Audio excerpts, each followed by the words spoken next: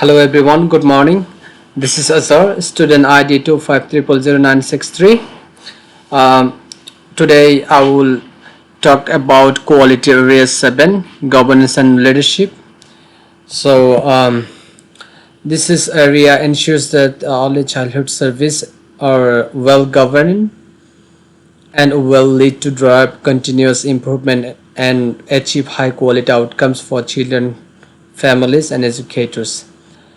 In my presentation, I will talk about the importance of governance and leadership, what it says in the literature, and how service can achieve and surpass the standard through the sound, ethical, and reflective practice.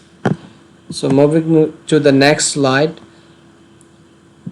governance and leadership are the heart of quality assurance in early childhood education and care.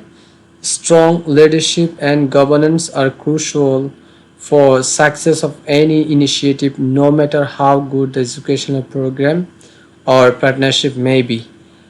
Um, Thus, governance is not a policy, but about the condition need to support learning, collaboration, and accountability. In other words, I can say leadership provides the impetus to go forward, and governance provide the direction.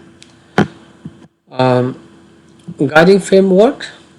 Two framework guide Australia's ECE leadership and governance. First, there is the National Quality Framework, which is known as NQF, which has assessment criteria for Quality Area 7.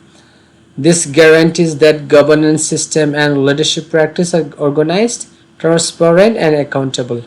The second one is within the early years learning framework version 2, ongoing learning and reflective practice. This is the key leadership capability. So this framework combined assist and service in turning the leadership theory into practice, which stimulates reflections, shared vision, continuous improvement. Next slide talks about the models of leadership. So the literature suggests three primary leadership models underpinning leadership in the early childhood sector. The first is distributed leadership, which advocate for collaboration and shared responsibility among educational leaders. This style of management enables all staff to become leaders, not only those with formal titles. However, the lack of clear governance can make distributed leadership unclear in terms of accountability. The second one is pedagogical leadership, which include curriculum, mentoring, and reflective learning. It enhances the standard of teaching and professional identity and may be constrained by administrative demand.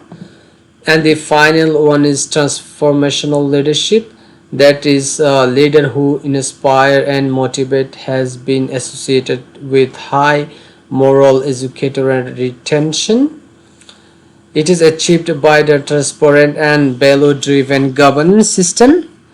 So in practice, the most effective service will incorporate all three models: distributed for collaboration, pedagogical for quality, and transformational for culture.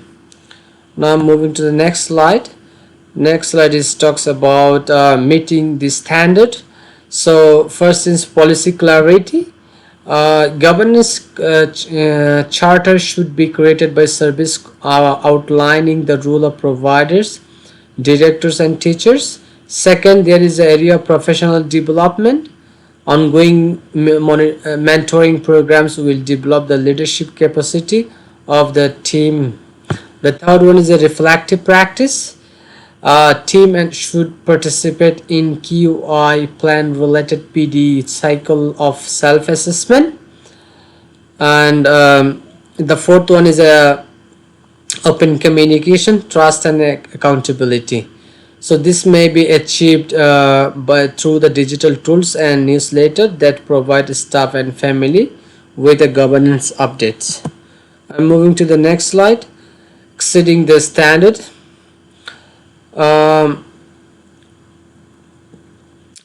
in this slide, I can say the exceed compliance to get a exceeding NQS rating. Service must incorporate leadership and governance into their culture. There are four effective methods of doing this. First one is a shared leadership. Teacher can take lead on a specialist subject. For example, inclusion or curriculum innovations. For example, I can say the use of distributed leadership could be the reflected in the presence of family partnership leader who co-design the strategies with parents. Number two is a data-driven decision. Survey to staff, parent, and using assessment data for making informed strategic decision. Number three is a cultural competency. Governance boards are supposed to incorporate the voice of indigenous and cultural diverse people. Number four is a professional learning community. Leaders provide time for teachers to share research and reflect together. So I'm moving to the next slide. Here are some key challenges. The first key challenges is inadequate leadership. Inadequate leadership, insufficient training of directors in governance, administrative burden. One obstacle to reflect leadership is administrative paperwork. The another one is the accountability problem. Distributed structures sometimes magnify the lines of demarcations of decision making. Representation gap. All these challenges and barriers are important to continue with the quality improvement and equitable governance in ECE. I'm moving to the next slide. Strategies to improvement. To improve the governance and leadership, six essential strategies are suggested. Number one is a develop leadership framework that links service philosophy, leaders, roles, and QS goal. Number two, build leadership through the educated team-based curriculum. Number three, enhance the professional growth by linking leadership and coaching evolution. Number four, develop data-driven system for governance to capture the evidence on leadership and well-being. Number five, more participation of the community.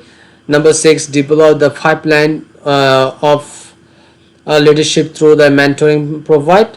These strategies are combined to shift services to change and oppose to the compliance. Now moving to the next slide, the path of forward. Quality Area 7 helps us to understand that strong governance and leadership are the part of quality improvement.